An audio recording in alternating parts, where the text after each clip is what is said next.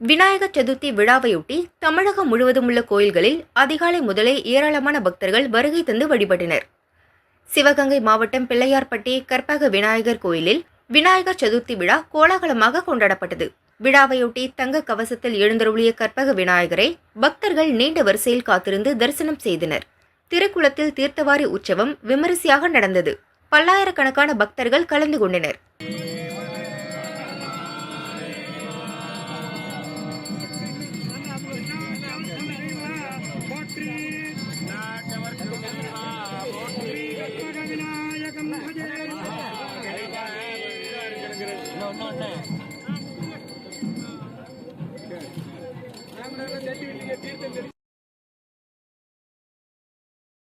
திருச்சி மலைக்கோட்டை தாயுமான சுவாமி கோயில் மாணிக்க விநாயகர் உச்சி விநாயகருக்கு 150 கிலோ மெகா கொழுக்கட்டை படையல் வைக்கப்பட்டது. திரளான பக்தர்கள் கலந்து கொண்டு விநாயகரை வழிபட்டனர்.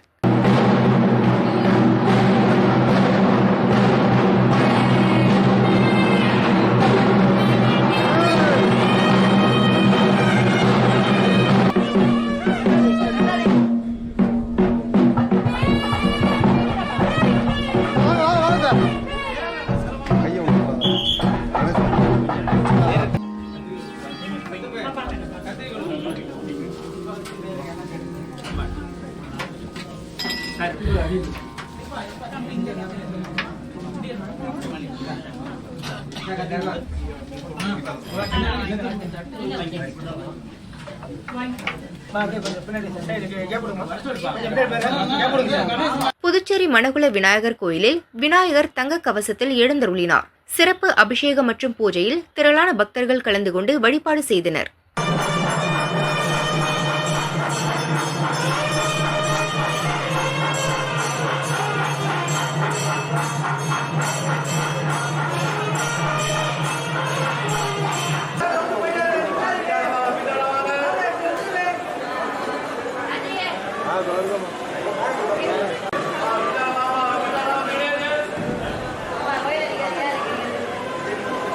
மதுரை மீனாட்சியம்மன் கோயில் முக்குரணி விநாயகருக்கு 18 படி அரிசியில் மெகா கொழுக்கட்டை படையல் செய்து தீபாராதனைகள் நடைபெற்றன.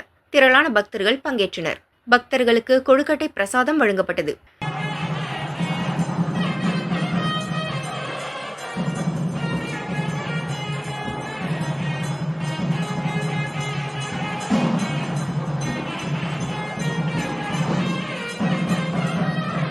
திண்டுக்கல் மகா சங்கடகர சதுர்த்தி விநாயகர் கோயிலில் சிறப்பு பூஜைகள் நடைபெற்றன.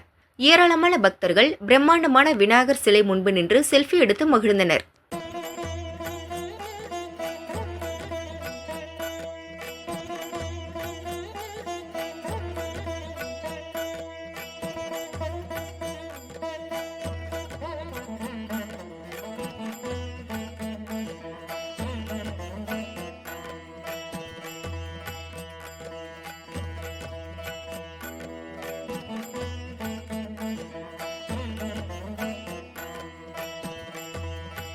மதுரை தல்லாக்குளம் இரட்டை விநாயகர் கோயிலில் விநாயகருக்கு சிறப்பு அலங்காரம் அபிஷேகம் நடைபெற்றது. திரளான பக்தர்கள் பங்கேற்றனர்.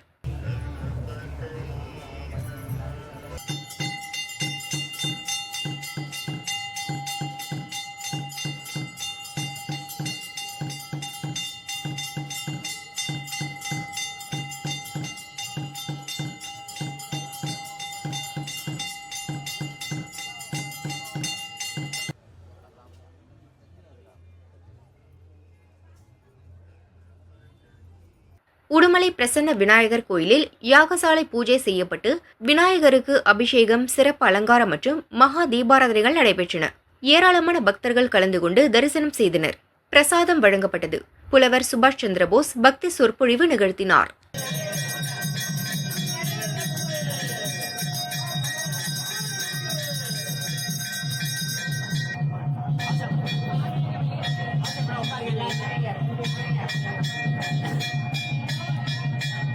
காலத்தில் எப்படி தினந்தோறும் இருக்கிறத விட இன்னைக்கு கம்பீரமா அருள் பொழிய காட்சி தருவார். காரணம் என்னன்னா அவருக்கு பிறந்த நாள்.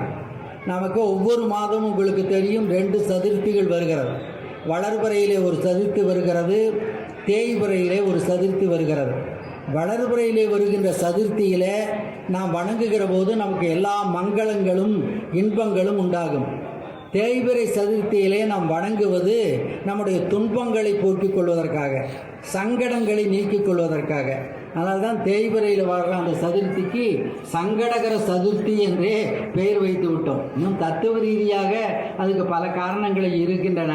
பொதுவாக எல்லாரும் தெரிஞ்சிருக்கிற மாதிரி, பொதுமக்களுக்கு புரிகிற மாதிரி சொன்னால், சங்கடங்களை நீக்குகின்ற சதுர்த்தி.